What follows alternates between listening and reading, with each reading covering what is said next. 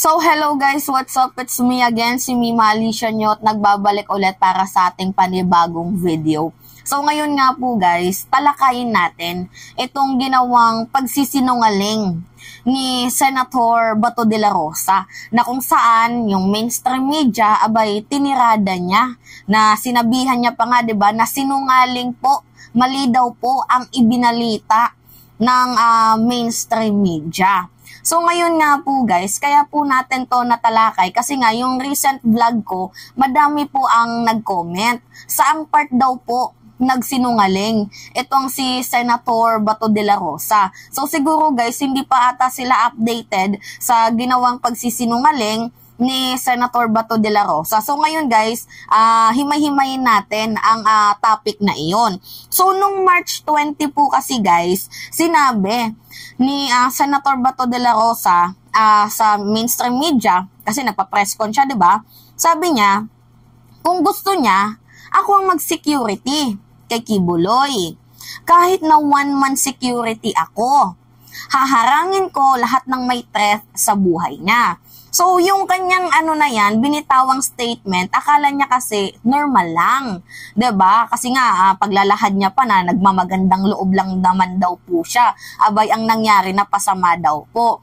Kasi guys, mali po yung, yung pagkakasabi niya. Hindi po yung may mali dito, yung mainstream media. Walang pagkakamali ang mainstream media. Bagkus, yung sinabi ni Bato de la Rosa, yun lamang po ang ibinalita ng mainstream.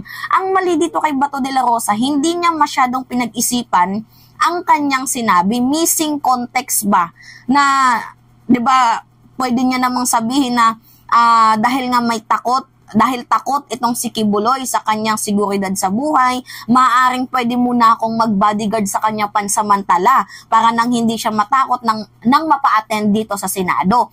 Pwede niyang sabihin ganon. Kaso guys, ang kanyang paglalahad ganito. Kung gusto niya, ako mag-security kay Kibuloy. Kahit na one-man security ako, haharaningin ko lahat ng may threat sa buhay niya. So madaming tao guys ang nagalit dito kay Senator Bato de la Rosa. Kumbaga naka-receive nga siya guys ng samot-saring mga negative comment at binabash siya ng mga mamamayang Pilipino. Lalo pat ngayon na re-electionist itong si Senator Bato de la Rosa. Kailangan niya talagang magtrabaho ng maayos, 'di ba? Kung kaya niyang magpokpok ng ng upuan sa classroom, gawin niya para lang magmukha siyang maka-Pilipino. Kung kailangan magpaa siya, 'di ba? Pag naglalakad dapat gawin niya, no? 'Di ba?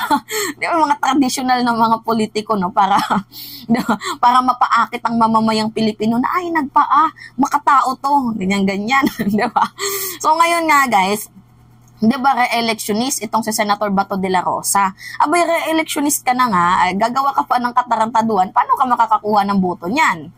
'Di ba? Imagine, yung ginawa niya kasi guys, magiging bodyguard daw siya ni Kibuloy. We're in fact guys, 'di ba dapat sana if you are a public servant, kagaya ng sinabi ni former Senator Antonio Trillanes na if you are a public servant, legislator ka, 'di ba dapat taga-protekta ka ng mga powerless, voiceless at mga mahihirap na mamamayang Pilipino. Abay, bakit naman po ganito yung ginagawa ni Senator Bato de la Rosa na instead sana na protektahan yung mga walang kakayanan, mga mahihirap, mga 'di ba, yung mga typical na Pilipino na walang pera, 'di ba? Dapat yun yung mga pinoprotektahan, 'di ba? Sinisecured lalo pat ngayon yung iilan sa kanila nakaranas ng tawag dito, nakaranas ng kinikasing, dini-death threat, hinaharas, 'di ba? So ngayon nga guys, yung context kasi dito madaming nagalit kay Bato. So ngayon nga guys, 'di ba re-electionist siya. So sabi niya, parang nadali ako dito So ngayon, binago niya ang kanyang statement at itong kanyang sinabi. Sabi niya, ang lumabas sa news, atat na atat daw siyang mag-security kay Kibuloy. Hindi naman sinight doon na tinanong ako kung pwede ba akong mag-security. Yan po yung kanyang pagsisiwalat na tinanong daw siya kung pwede daw siyang mag-security. E di sana sinabi mo hindi. Kasi criminal, 'di ba? Allegedly criminal. 'Di ba? Guys, imagine that, allegedly criminal, babodyguard mo pa. Magbabodyguard ka pa, mag-offer ka pa ng tulong mo bilang bodyguard sa isang taong allegedly criminal tapos may patong-patong na kaso.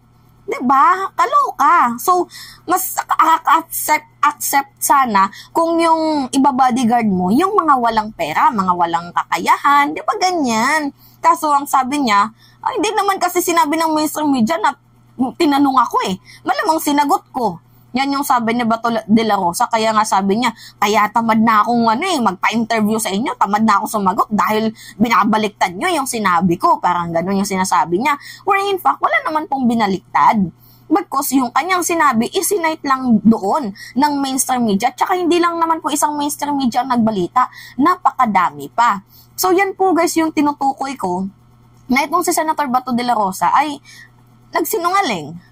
'Di ba? Kagaya ng ginagawa din ni former President Duterte. Tingnan niyo yung mga pattern nila. 'Di ba si Digong nung prayer rally doon sa Davao, ano yung sabi niya? May presidente tayong adik. May presidente tayong bangag. Nasa narcolist, nasa PDEA, at kung ano-ano pa nagpupulburon.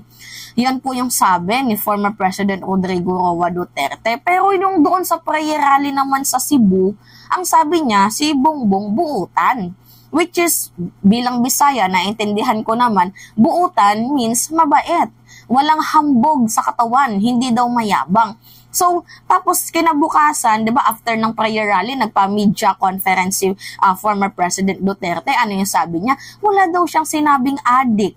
Wala daw siyang sinabing bangag. Naku, baka patayin daw siya ni Bongbong pag sinabi niya yan. 'Di ba, nakikita nyo guys, na kung ano yung ginagawa siguro ng amo nila, parang ganun din ata yung ginagawa nila. 'Di ba?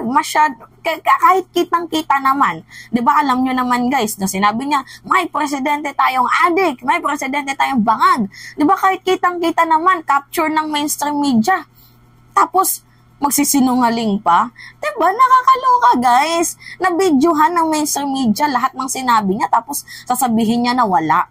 Same din dito kay Senator Bato de la Rosa. Na yan yung sinabi mo sa media conference eh. Kailangan naman pabanguhin ka ng media conference eh kung yung statement mo mabantot.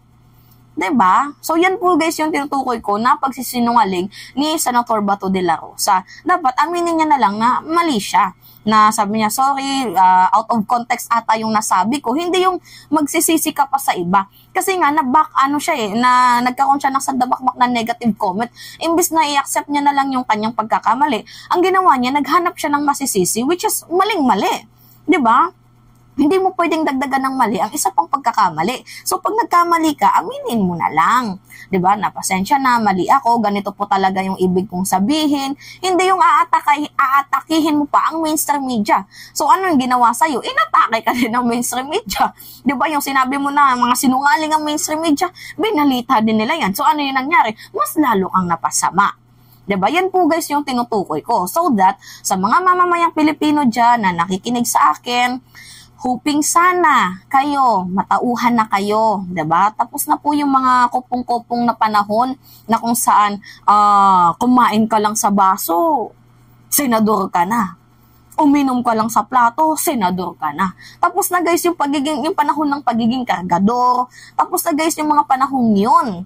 'Di ba? Dito na tayo sa realidad na kung sino talaga yung totoong may puso para sa bayan. Kasi guys, imagine si Senator Bato de la Rosa na din mismo nagsabi na labag sa kanyang kalooban na makakulong itong si Kibuloy. So ano ibig sabihin nito? 'Di ba? Yung kanyang pagtulong, yung kanyang simpatsya kay Kibuloy pa din at the end of the day. Kahit sinabi niya pa na we are legislator, we don't need to break the rules, 'di ba? Kahit sinabi niya pa yun, at the end of the day, nung sinabi niya na ayaw niya makulong si Kibuloy, yung simpatsya niya dito pa din kay Kibuloy. 'Di ba? So yun po yun, guys. So anyway, yon, yung sinabi kong nagsisinungaling, hindi ata na nasabayan ng ating mga mamamayang Pilipino. O, yan na po guys, malinaw na po. So ngayon, it's me again guys, si Mima Alicia Nyot, nagbabalik ulit para sa ating panibagong video.